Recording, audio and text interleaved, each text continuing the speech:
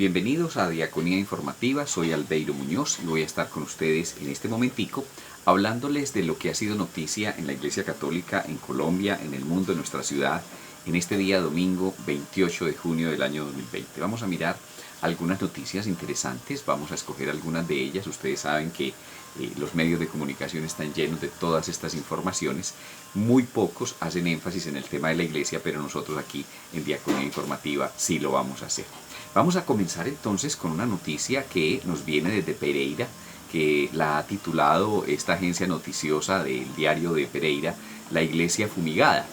Miren la fotografía, ahí se ve cómo están ya haciendo todos los trabajos de fumigación para comenzar las nuevas estrategias de asistencia a las Eucaristías en Pereira y en muchas partes del país, que este domingo comienzan de alguna manera pues estas experiencias, podríamos llamarlas piloto.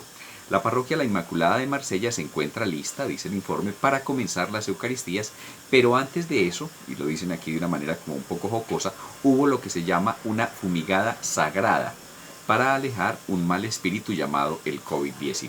Así lo dice la agencia, le pone un poquito de humor y pues de alguna manera dice que eso es un exorcismo con antivirus, obviamente guardando las proporciones teológicas y doctrinales, pero de alguna manera los medios de comunicación también expresan a su manera esto de la realidad de la reapertura gradual de los templos. Esa es como la primera información que tenemos en el día de hoy. Pasemos a la segunda. Recordemos que estamos en este fin de semana de San Pedro y San Pablo. Y pues las agencias de noticias no dejan pasar de largo el asunto, y me parece que es interesante que lo hagan, pero a veces traen como unas informaciones que son como un poco absurdas. Por ejemplo, dice este titular que aunque la Iglesia Católica lo silencie, San Pedro y San Pablo estuvieron casados y tuvieron hijos.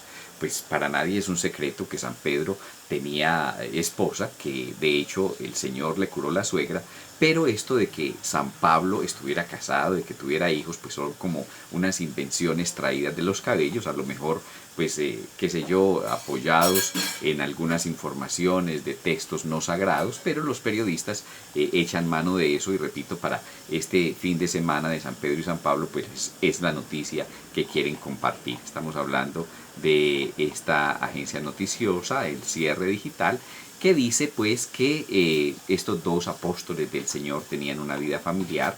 Repito, pues para todos es sabido que Pedro la tenía. Sin embargo, cuando hablan de Pablo, pues se refieren a una situación que pues, es también un poco extraña. Dicen que porque como Pablo pertenecía a un grupo judío y porque antes de perseguir a los cristianos, pues tenía toda una manera de vivir dentro de la religión judía, pues entonces muy seguramente estaba casado y muy seguramente tenía hijos. Pero entonces cosas que no vienen pues asidas realmente de nada como información seria. Pues a nosotros nos parece es importante dentro de este fin de semana que recordemos que el 29 de junio se celebra la fiesta de San Pedro y San Pablo, pilares de la Iglesia. La información que trae esta agencia noticiosa, repito, para nada es relevante.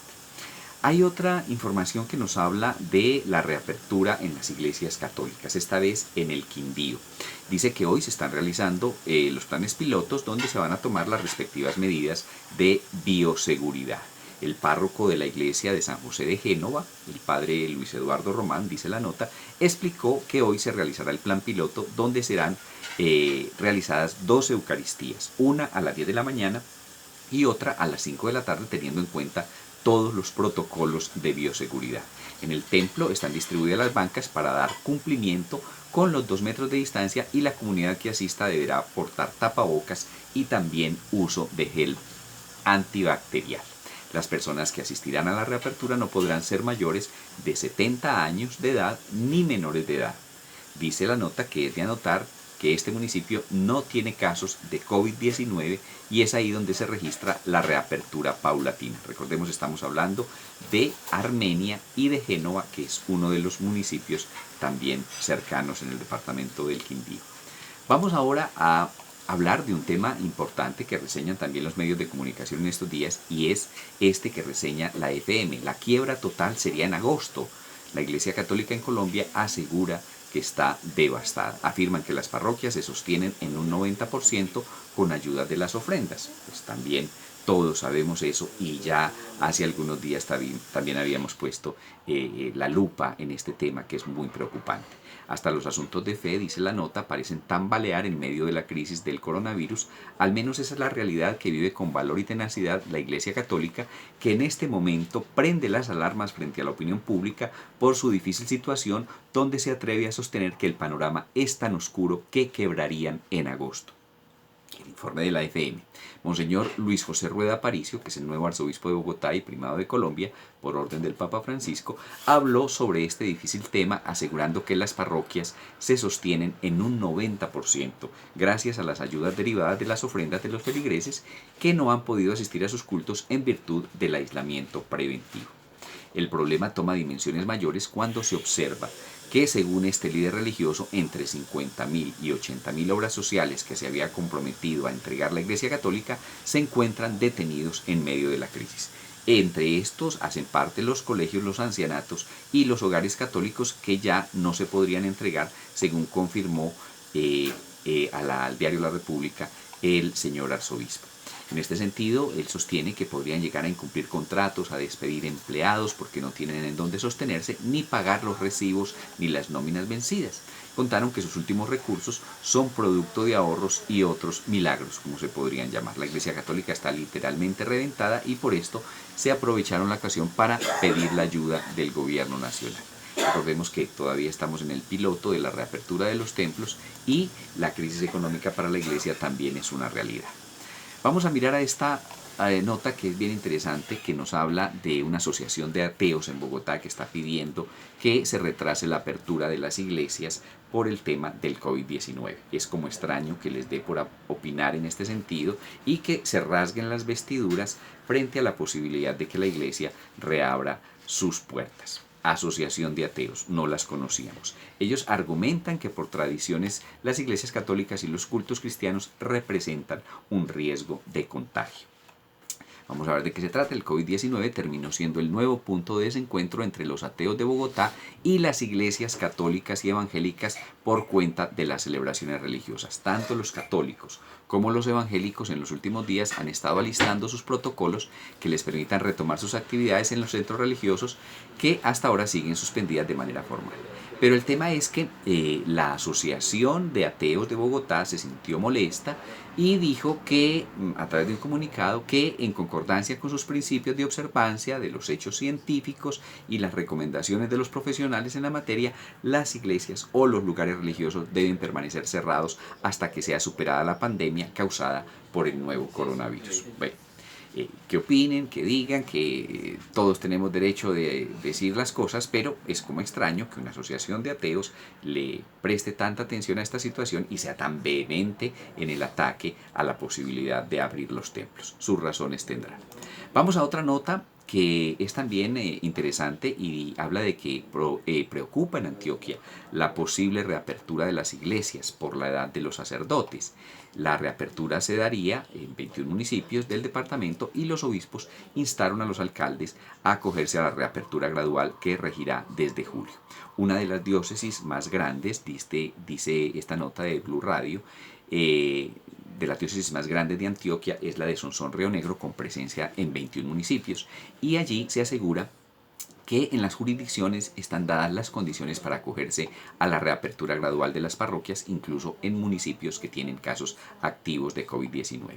El obispo de esta diócesis, Monseñor Fidel León Cadavid, instó a que los 21 alcaldes se acojan al plan piloto que autorizó el gobierno nacional. Sin embargo, algunas administraciones ya manifestaron su preocupación por la avanzada edad de varios de los sacerdotes que deberán adelantar estrategias de rotación.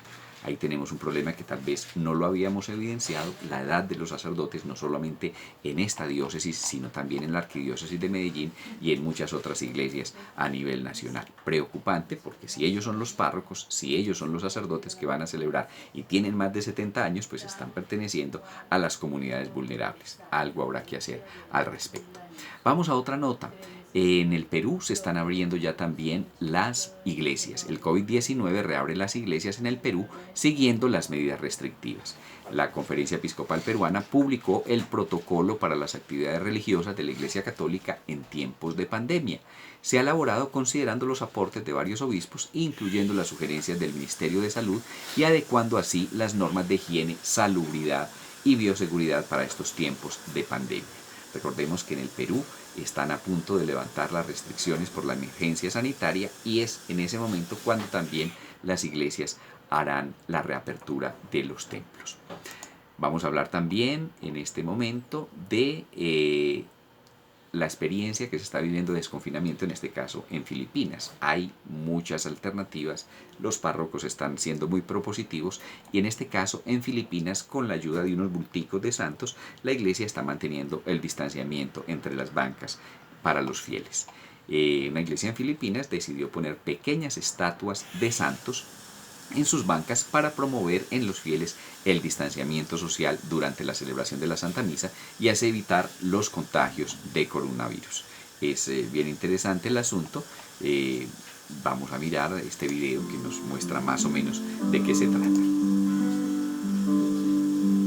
Ahí vemos el templo, vemos a los fieles y ahí están las imágenes cada cierta distancia para evitar que los fieles ocupen estos espacios. La idea es como interesante y ojalá se respete y pensamos que tiene como toda la connotación religiosa y de dignidad que se podría sostener. Nos parece que es una idea que está interesante y está bien. Vamos a pasar a otra nota. En este caso vamos a hablar de este asunto de el orgullo gay, en donde de alguna manera se está mostrando intolerancia en algunos países, en este caso en México, por que se están haciendo como algunas acciones a nivel urbano para rescatar esta fecha, para darle relevancia, y algunos consideran que no tienen por qué estar sometidos a esa iniciativa. De hecho, aquí en Medellín, algo de lo que vamos a ver en esta nota ya se dio, y es la pintada de las cebras vehiculares de paso peatonal con los colores de la bandera LGBT. Aquí se hizo con el apoyo de la alcaldía, aquí en Medellín, pero en México parece ser que el asunto no fue tan bien recibido, sobre todo por la arquidiócesis de Xalapa, que pidió echar atrás los actos de lo que la arquidiócesis considera un grupo minoritario. Ahí vemos la señalización vial y la vemos pintada con los colores LGBT, lo mismo que se hizo aquí en Medellín. La pinta de una bandera de LGBTI en un cruce peatonal en la avenida Enríquez, en las inmediaciones de la Catedral de Xalapa, y los palacios de gobierno y municipal generaron la reacción del vocero de la arquidiócesis, José Manuel Suazo Reyes, quien pidió echar atrás los actos de lo que él considera un grupo minoritario.